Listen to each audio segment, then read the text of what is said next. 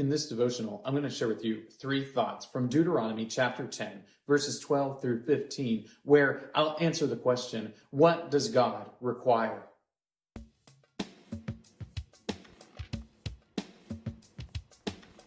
Deuteronomy chapter 10, verses 12 through 15 says, "And now, Israel, what does the Lord your God require of you?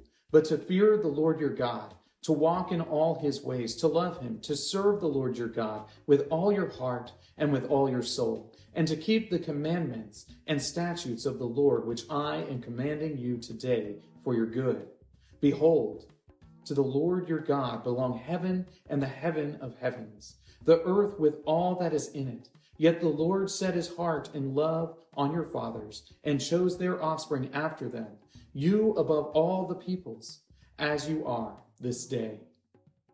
Many of us want to know what the Lord requires of us, and the reason for that is because we probably want to do what the Lord wants, but we might want to make sure that we're doing the minimal amount necessary of what the Lord wants.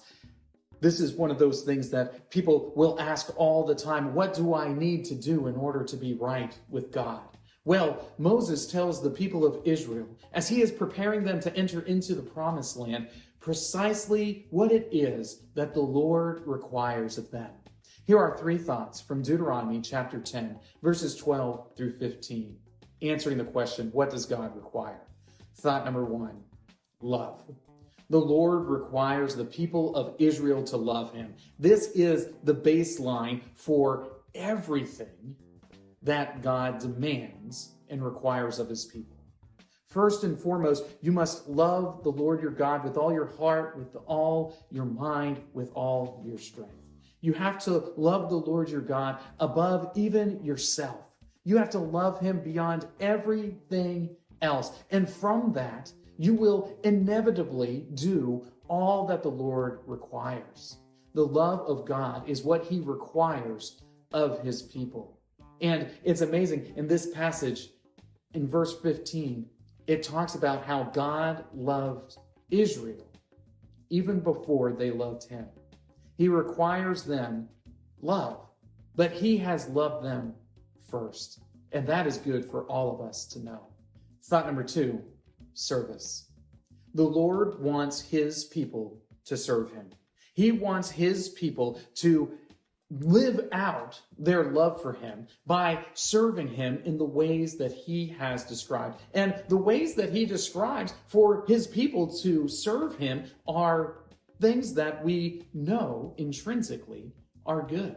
How do you serve the Lord? You serve the Lord by obeying his commands. How do you serve the Lord? You serve the Lord by taking care of your neighbor.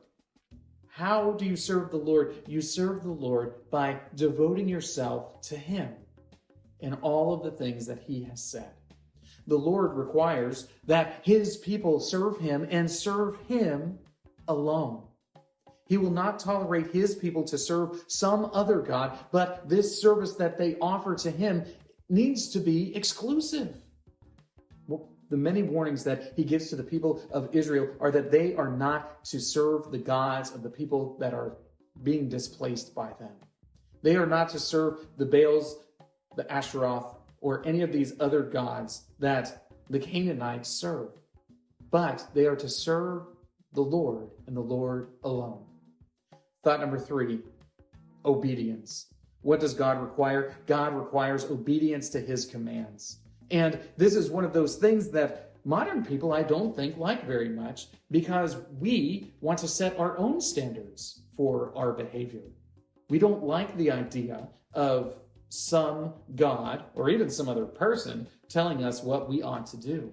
But the Lord commands the people of Israel that they be obedient to him, that they obey the commands that he's given them. And here's the amazing thing, the commands that he's given them are commands that will help them to live better lives. The commands that God gives to the people of Israel are commands that help them to be healthier, to be happier, to have better relationships within their family, have better relationships with their neighbors. All of the commands that the Lord gives are commands that will help them to be better people in general. And yet, we find that so often we don't want to obey the commands of the Lord. What is it that God requires? He requires obedience to his commands because he has all authority. He is the one who is able to command and set laws and guidelines for not only his people, but all of his creation. And we would do well to obey his commands. These three thoughts come from the assigned reading of Deuteronomy chapters 10 through 12. If you'd like to read through the Bible with me, you can do so by joining the Facebook group Through the Bible, where we are reading the text of Scripture together.